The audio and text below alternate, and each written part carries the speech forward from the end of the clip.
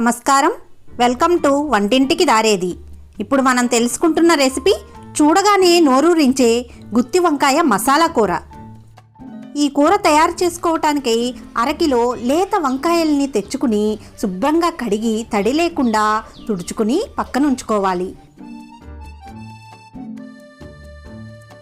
మసాలా తయారు చేసుకోవటానికి 2 టేబుల్ స్పూన్ల వేరుశనగ గుళ్ళు, కొద్దిగా కొబ్బరి పలుకుల్ని కూడా వేసుకొని కొద్దిసేపు ఫ్రై చేసుకోవాలి. ఇవి రెండు కూడా కొద్దిగా ఫ్రై అయిన తర్వాత 1 టేబుల్ స్పూన్ ధనియాలని వేసుకోవాలి.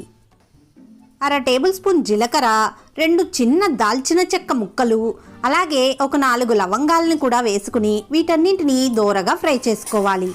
మీడియం ఫ్లేమ్లోనే ఇదంతా కూడా చేసుకోవాలి. ఇలా కొద్దిగా ఫ్రై అయిన తర్వాత ఎండుమిరపకాయలు మీరు తినగలిగే కారాన్ని బట్టి వేసుకోండి. అలాగే 1 టేబుల్ స్పూన్ నువ్వుల్ని కూడా వేసుకుని కొద్దిగా ఫ్రై చేసుకోవాలి. ఇవన్నీ ఫ్రై అయిన తర్వాత గసగసాలు 1/2 టేబుల్ స్పూన్ వేసుకుని చక్కగా ఫ్రై చేసుకుని స్టవ్ మీద నుంచి దింపి చల్లార్చుకోవాలి. మసాలా దినుసుల్ని ఎంత బాగా వేపుకుంటే కూర అంత టేస్టీగా వస్తుంది. ఇవన్నీ కూడా పూర్తిగా చల్లారిన తర్వాత ఒక మిక్సీ జార్లో వేసుకోవాలి. ఇదే మిక్సీ జార్లో కట్ చేసుకున్న 1/2 ఇంచు అల్లం ముక్కలు, అలాగే పొట్టు వలుచుకున్న 8-9 వెల్లుల్లి రెబ్బల్ని కూడా వేసుకుని కొద్దిగా నీళ్లను పోసుకుని మెత్తని పేస్ట్లా గ్రైండ్ చేసుకోవాలి. మధ్య మధ్యలో ఆపుతూ కొద్దిగా నీళ్లను పోస్తూ మెత్తని పేస్ట్లా తయారు చేసుకోండి. ఇలా తయారు చేసుకున్న ఈ పేస్ట్ని ఓ గిన్నెలోనికి తీసి పక్కన పెట్టుకోవాలి. వేరొక బౌల్లో వంకాయల్ని వేసుకోవటానికి సరిపడా నీళ్లను పోసుకుని 2 టేబుల్ స్పూన్ల దాకా కళ్ళుప్పుని వేసుకుని పక్కన ఉంచుకోవాలి. అలాగే ముందుగా శుభ్రం చేసి పెట్టుకున్న వంకాయల్ని తీసుకుని చూపించిన విధంగా నిలువుగా అలాగే అడ్డంగా స్టఫ్ చేసుకోవటానికి వీలుగా ఇలా ఘాట్లు చేసి పెట్టుకోవాలి. మరీ కింద దాకా కట్ చేసుకోకండి. ఇలా చేసుకున్న ఈ వంకాయల్ని ఉప్పు నీళ్లలో వేసుకోవాలి, లేదంటే కలర్ మారిపోవటమే కాకుండా కండ్రెక్కిపోతాయి. ఇదే విధంగా అన్ని వంకాయల్ని కూడా ఇలాగే చేసుకుని నీళ్లలో వేసుకోవాలి. ముందుగా గ్రైండ్ చేసి పెట్టుకున్న మసాలా ముద్దని వంకాయల్లో స్టఫ్ చేసుకోవాలి.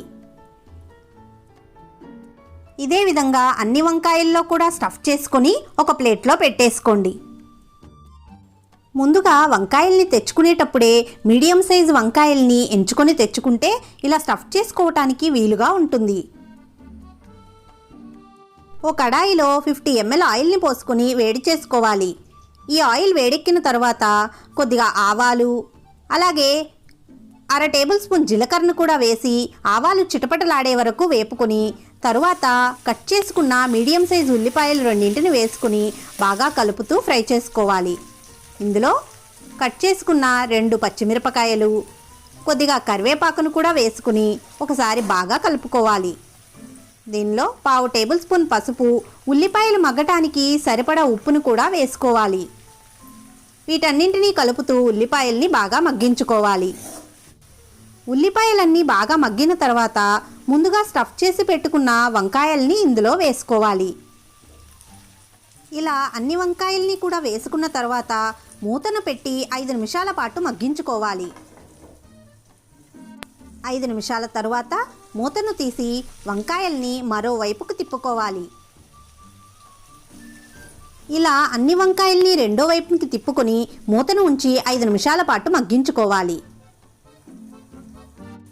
5 నిమిషాల తర్వాత మూతను తీసేసి మిగిలి ఉన్న మసాలా ముద్దను ఇందులో వేసుకోవాలి. ఒకసారి బాగా కలుపుకొని కొద్దిసేపు మగ్గించుకున్న తర్వాత అదే మసాలా ముద్ద గిన్నెలో సరిపడా నీళ్లను పోసుకొని ఇందులో కలుపుకోవాలి. మీకు ఎంత గ్రేవీ కావాలో దాన్ని బట్టి నీళ్లను పోసుకొని మూతను ఉంచి 10 నిమిషాల పాటు ఉడికించుకోవాలి. 10 నిమిషాల తర్వాత మూతను తీసి ఒకసారి కూరనంతా కూడా బాగా కలియబెట్టుకోవాలి. ఇలా కలియబెట్టుకున్న తర్వాత 1 టేబుల్ స్పూన్ కారాన్ని వేసుకోవాలి. అలాగే రుచికి సరిపడా ఉప్పును కూడా ఇందులో వేసుకుని కూరనంతా కూడా బాగా కలుపుకోవాలి. ఉప్పు కారాలని మీ రుచికి తగినట్లుగా అడ్జస్ట్ చేసుకుని ఒకవేళ గ్రేవీ చిక్కగా అనిపిస్తే మరికొన్ని వాటర్ పోసుకొని 2 నిమిషాలు ఉడికించుకోవాలి. 2 నిమిషాల తర్వాత మూతను తీసి కూరని ఒకసారి కలిపి వంకాయ ముక్కని గరిటెతో నొక్కి చూడాలి. వంకాయ ముక్క మెత్తగా ఉన్నట్లయితే కూర ఉడికిపోయినట్లే. ఇందులో కట్ చేసుకున్న కొత్తిమీరను కూడా వేసుకుని మరికొంతసేపు కొద్దిగా మగ్గించుకోవాలి. ఇలా కూరనంతా బాగా కలుపుకొని కొద్దిసేపు మగ్గించుకున్న తర్వాత స్టవ్ ఆపేసి దింపేసుకోవటమే. ఇంతేనండి, గుత్తి వంకాయ మసాలా కూర రెడీ అయిపోయింది. ఎంతో టేస్టీగా ఉంటుంది. చూడగానే నోరూరించే ఈ మసాలా కూర తయారీ విధానం మీకు నచ్చిందా? అయితే తప్పకుండా ట్రై చేసి చూడండి. మీరు మన ఛానల్ని ఫస్ట్ టైం చూస్తున్నట్లయితే తప్పకుండా సబ్స్క్రైబ్ చేయండి. అలాగే లైక్ చేయటం, షేర్ చేయటం మర్చిపోకండి. మరిన్ని వీడియోస్ కోసమై బెల్ ఐకాన్ క్లిక్ చేయండి.